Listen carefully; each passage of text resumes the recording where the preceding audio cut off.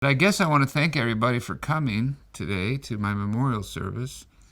Somewhere there's an urn with my ashes in it. I want everybody to pass it around afterwards and just sniff it or throw it away or rub it on your head. I don't care. I would like to thank the most I can possibly thank, the highest degree of thanks, to my loving family, to my dear mom, my daughter, my brother, Nancy, Sharon, and all my nieces and nephews. I want you to know that I love you guys. I always will. My brother was 4 years older, and he was always real popular. He played in a band, and he wrote music, and he had a beard when he was 12 years old, and he looked older. But I always idolized him. I was never once jealous of him or envious of him, ever. Even after all the success he's had in his life, I've been very proud of him. And he's given me a lot of life lessons that have helped me through my life. Just giving me support and hope and belief in me. And even though he's never said he's loved me, I know he does. And I love you, Randy. My sister, Nancy, was always a pretty accomplished musician, still is. Now she's a painter. She paints incredible paintings. Some of you in the room may have seen some. Hopefully we have some here to show you. But I'm very proud of Nancy, and she's an amazing person. She's loving and generous and kind and smart and articulate and just beautiful, inside and out. My twin sister, we got along so well. We were inseparable from the time we were born until probably like 9 or 10, and then we kind of went our separate ways. I think that's common. But we got back together a few years ago, and we have become best friends again. And I'm glad, because she is really one of the most amazing people I know. She's so creative. She works on a project really hard, and she won't stop working until it's done. I mean, how many people have that kind of work ethic? I don't. She'll just work on it and do it, but she does it right. It's all quality work. And Nancy, my first wife, we fought like cats and cats when we were younger. But the last 20 years or so, we've really gotten along well. She's one of my best friends. She is my daughter's mom, and she's always there for me. She's incredible, and I love her very much. My wonderful mom. She's been supportive of me my entire life. I love her to death. But no matter what, thick and thin, she's always been there. I was in the delivery room when Lindsay was born. And we had been trained, how to do everything and help your partner breathe and do all that, make sure she's comfortable. But we'd also gone to a class where it was a Lamaze class, and you're taught to see how far the baby's coming out of the uterus by the dilation. They kept saying 10 dilation.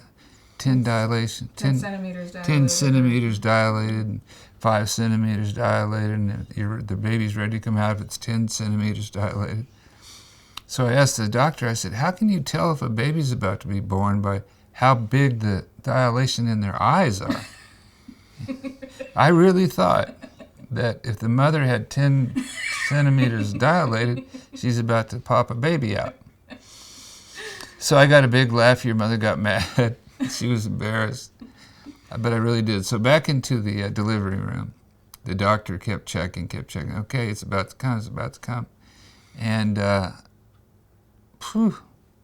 when you're delivered, it's this little gray, squirmy little thing. I could hold you in one hand. I was a totally changed man. I'd never, ever be the same again. And I never was. And I never will be. It was the most special gift of my life. But every day a little girl come in here. She want to try to get free food. In fact, I see her coming down the road right now. Here she comes trying to give me free food. So anyway, I feel sorry for the little girl because she ain't got no home, no family. But here she comes. Let's see what she say this time. Well, Hey, little girl, come on in the store this time. Come on, how you doing today? Sorry. That's the most spectacular thing that ever happened to me. There's nothing more rewarding than having a great friend and someone that you know will always be honest and always keep their word and pay you back most of the money they owe you. I hope that my friend Janet and Kim come because I just love them and they're such special friends. And my friend Corky Pace and Jason Sellers, the friends that I love, that love me truly, unconditionally. Thank you so much because I know you do. And I know there's no expectations you have of me other than to be myself. And that means a lot. And to the boys and girls that I have met recently that I hope have helped. And that's Raymond, Jeremiah, Billy, Lyric, Noopy, Sean, Fabian. I hope that's all. I'm sorry, you guys. Hey, I'm sick. I can't remember everything. And hopefully you're all in the crowd. If not, I understand. Just, we'll send you some of that urn juice, that urn powder, whatever it's called. Sand, urn sand. Danielle Weber. She was my first true love. Just got my license, and I fell head over heels in love with her. We were inseparable for a year, and her dad had to move to Montreal for a job, and he was going to take her with him. And that broke my heart, you know. I couldn't believe that I was losing this one true love. And she and I were trying to figure out a way for her to stay. And we looked at apartments, you know, to rent 16-year-olds, 17 almost, trying to rent apartments for $50 a month. That's what we made. But finally the day came and she had to leave. And I remember pulling to the side of the road after she had gone and just crying for hours. Couldn't catch my breath, you know. So hurt by that. So after a couple of weeks, I decided that I was going to hitchhike to Montreal from Bakersfield and go marry her. And my mom said, no, you can't do that. And there's a scene where my mom and I are in the living room, and I'm crying and she's crying. She says, if you go, I'm going to go with you. I said, you're going to hitchhike with me? She goes, yes, I will. And she started packing her bags. And it kind of talked me out of it. I'd been off to school learning this special thing for real estate for a week. And she's maybe 2, maybe 1.5, I'm not sure. But her mom picked me up and met me at the airport, and Lindsay was in a car seat in the middle. It was a pickup truck. Nancy was here, and I was driving. And I look over and I see my daughter's sweet face, and then she puts her hand on my shoulder and she says, Daddy, Daddy. It's the first time she ever said it. She said, pull over here, we got to get some gas. I've always wanted to become an actor since I can remember. I used to rehearse the Golden Globe Awards or the Oscars, you know, the speeches. And I was dead set on becoming an actor. So I called my brother, who lived in LA at the time, and I said, I've had it. I just don't want to be here anymore. I don't have any reason except for my daughter, but I can come back and see her quite often. And I just want to try it. And he said, I'll tell you what, I have an apartment above my studio. You can come and stay in it, and I will help you in any way that I can to reach your goals. And within a day or two, I was there. And I signed up for all the extra places and all the casting outlets I could sign up for. Not really thinking I'd ever get a job, but within a day or two, I started getting calls. And I'd go out on these great calls and meet people, and meeting Andy Griffith, having makeup with Andy Griffith every morning, those kind of highlights. I did that for quite some time. But during that time, I met a friend of my brother's named Tim Dubois. And Tim was just talking to Arista Records, a major record company, about becoming their president of the country division. And I thought, what a perfect job, promoting records. What a perfect job for me. So I studied, I read all the stuff I could find on it. I looked up all the local radio stations and tried to get some of the lingo down. And I asked him if I could interview for the job, and he let me. He said, yeah. So they flew me out, and I didn't hear anything. And then I went out for a second interview, and my brother called me, and he said, hey, I have some bad news. You didn't get that job. You didn't get that job at Arista Records. And I was very disappointed. And that's him calling now. And I was so depressed and hung up the phone. And just a couple of minutes after that, my new boss called me. He said, congratulations. And I said, I know, Randy told me I didn't get it. He goes, no, you got the job. And I said, you're kidding? And I started crying. He said, report to work Monday morning. I was in shock. I went from an out-of-work, starving actor to an office in Beverly Hills with an assistant working for a major record company.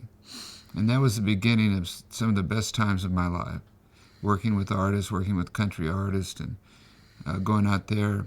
Every morning I woke up, I just loved my job. I loved what I was doing. It was not like working. And I see that 10-year period as something that really meant a lot to me. Well, I got to see a mountain gorilla. That was a treat. And I love elephants. I've seen a few of those. I saw a humpback, purpleback wagonhead. They're endangered. In fact, they're gone, I think. I saw American eagle one time. I know what I saw. I saw a 20-foot python at a zoo in Ohio. 20 feet long. You know what it was eating? A 10-foot long burrito. People that have made the most impression in my life are people that were strong and honest and kept their word and worked hard. My uncles on my mom's side, they were very much like that. They if they said something, by God, it was going to get done, no matter what. And I've always tried to be that person. And I want to be thought of that way. I could have all the money in the world, but it's not going to mean anything to me unless I am a man that is remembered for having kept my word and being an honorable person. And I hope the kids are listening, and I hope they understand that's what I've been trying to drill into you from the first day I met you, is to keep your word. Always keep your word. Always do what you say you're going to do, no matter how small it is. Like being on time, or always telling the truth. And that the truth is a lot better than any lie could be. And to just live up to the mistakes you've made and be honest about them. I just hope I've left something positive behind, something that can change a life or help somebody get through something, some legacy that's important. I hope I have. And I'm not afraid of dying. I don't fear death at all. I just don't want to be forgotten. I would like to think that people will talk about me every once in a while, like we do my father, who's been gone about 10 years now, and people that are special to us. That would mean a lot to me. I'll leave with this. I think that people should strive to be good to each other. Try to be good people to each other. Not to make judgments, not to be prejudiced. To share your love with everybody. Be so much less problems in this world. I'll miss you guys, I think. I don't know how it works after you die, but I love you all very much, and I hope I've made a difference in your lives. Goodbye.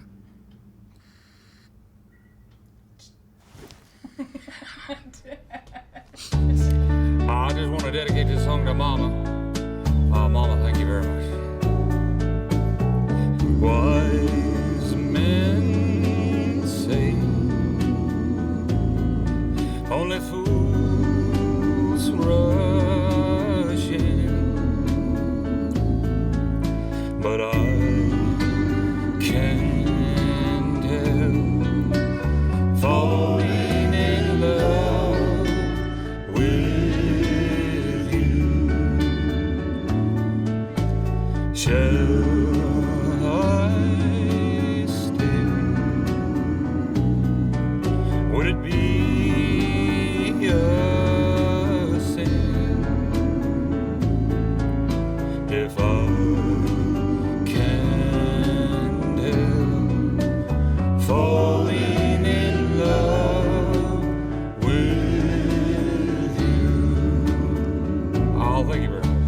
Like a river flows surely to the sea, darling, so it goes. Some things are meant to be.